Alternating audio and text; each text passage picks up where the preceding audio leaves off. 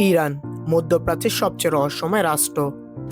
ইতিহাসে একে আমরা পারস্য নামেই চিনতাম, আর আধুনিক যুগে সবচেয়ে বড় পরিবর্তন আসে 1979 সালের ইসলামী বিপ্লবে, যখন শাহকে উৎখাত করে গঠিত হয় ইসলামী প্রজাতন্ত্র ইরান। এরপর থেকে দেশটি এক নতুন রাজনৈতিক ও সামরিক পথে হাঁটতে শুরু করে। আজকের এই ভিডিওটি শুরু করার আগে অনুরোধ করব, এখন পর্যন্ত যদি আপনি বাংলা লজিক চ্যানেলটি সাবস্ক্রাইব না করে থাকেন তাহলে সাবস্ক্রাইব করার।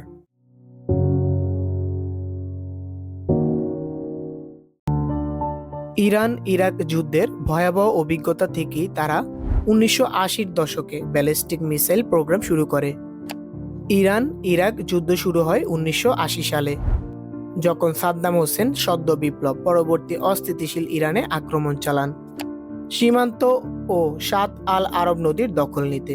8 বছর দীর্ঘ এই যুদ্ধে রাসায়নিক অস্ত্র, ক্ষেপণাস্ত্র আর তেলবাহী ট্যাঙ্কার এই আক্রমণে ব্যবহৃত হয়। নিহত হয় 5 লাখের অধিক মানুষ। দুদেশের অর্থনীতি ধ্বংসস্তূপে পরিণত হয়। শেষমেশ 1988 সালে জাতিসংঘের মধ্যস্থতায় যুদ্ধ থামে, তবে প্রকৃত কোনো বিজয় ছিল না। ইরানের জন্য এই যুদ্ধের সবচেয়ে বড় শিক্ষা ছিল নিজেদের শক্তিশালী ক্ষেপণাস্ত্র ও প্রতিরক্ষা ব্যবস্থা গড়ে তোলা। এর কারণেই আকাশপথে দূরপাল্লার ক্ষেপণাস্ত্রকেই তারা নিজেদের সবচেয়ে বড় অস্ত্র হিসেবে গড়ে তোলে। শুরুতে বিদেশ থেকে স্কাড রকেট কিনলেও ধীরে ধীরে শিহাব, ফাতে, সেজ্জিল সহ নানা ধরনের নিজস্ব মিসাইল তৈরি করে ইরান মধ্যপ্রাচ্যের সবচেয়ে বড় ক্ষেপণাস্ত্র শক্তিতে পরিণত হয়।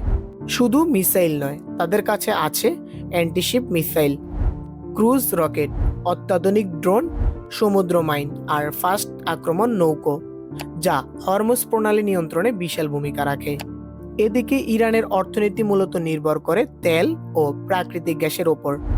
এগুলোই তাদের প্রধান রাজস্বের উৎস। তবে দীর্ঘদিনের আন্তর্জাতিক নিষেধাজ্ঞার কারণে অর্থনীতি নানা সংকটে ভুগছে।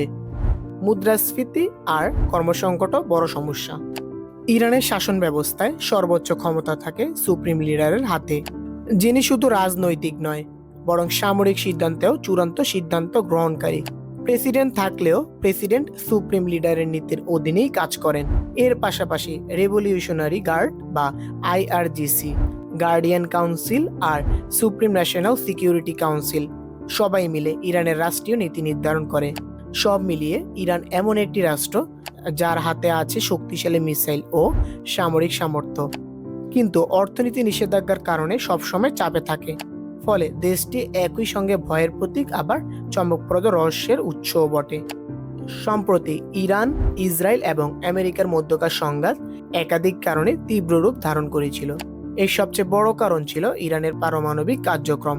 ইসরায়েল দাবি করছে ইরান তার পারমাণবিক প্রযুক্তি এবং ইউরেনিয়াম সমৃদ্ধকরণ এমন পর্যায়ে নিয়ে গেছে যে সাময়িক আগাম সতর্ক ব্যবস্থা না নিলে ইরান পারমাণবিক অস্ত্র বানাতে সক্ষম হতে পারে। 2025 সালের 22 জুন যুক্তরাষ্ট্র অপারেশন মিডনাইট হ্যামার নামে বাংকার বাস্টার বোমা ও টমাহক ক্ষেপণাস্ত্র ব্যবহার করে একই ধরনের আক্রমণ চালায়, যার মধ্যে ছিল নাতাঞ্জ, ফোর্ডে আর ইসফাহান পারমাণবিক সাইট। কিছুদিনের মধ্যেই এর প্রতিশোধে ইরান কাতারের আল উদেইদ এয়ারবেসে মিসাইল হামলা চালায়। এই টানটান পরিস্থিতির পর 24 জুন মার্কিন মধ্যস্থতায় যুদ্ধবিরতি ঘোষণা করা হয়। মার্কিন পক্ষের দাবি, এই অভিযানে ইরান পারমাণবিক কর্মসূচি অন্তত 1 থেকে 2 বছর পিছিয়ে গেছে। যদিও বিশেষজ্ঞরা একমত নন। সংঘাতের কারণে বিশ্ববাজারে তেলের দাম হুড়মুড়িয়ে বাড়ে। হরমুজ প্রণালীর নিরাপত্তা নিয়েও আতঙ্ক ছড়িয়ে পড়ে। 2025 সালে আমেরিকা ইরান সংঘাত আপাতত যুদ্ধবিরতির মাধ্যমে থামলেও উত্তেজনা এখনো আছে। ইরান তার ক্ষেপণাস্ত্র ও পারমাণবিক সক্ষমতা ধরে রাখতে চাচ্ছে, আর ইসরায়েল যুক্তরাষ্ট্র সেটি রুখতে চাচ্ছে। ইরান প্রক্সি গ্রুপের মাধ্যমে আঞ্চলিক চাপ বাড়াতে পারে, যা মধ্যপ্রাচ্যকে অস্থিতিশীল করে। হরমুজ প্রণালী এবং তেলের বাজারও ঝুঁকির মুখে রয়েছে। যদি ইরান পারমাণবিক বোমা বানাতে সক্ষম হয়ে যায়, তখন ভবিষ্যতে পূর্ণ মাত্রার যুদ্ধের সম্ভাবনাও রয়েছে।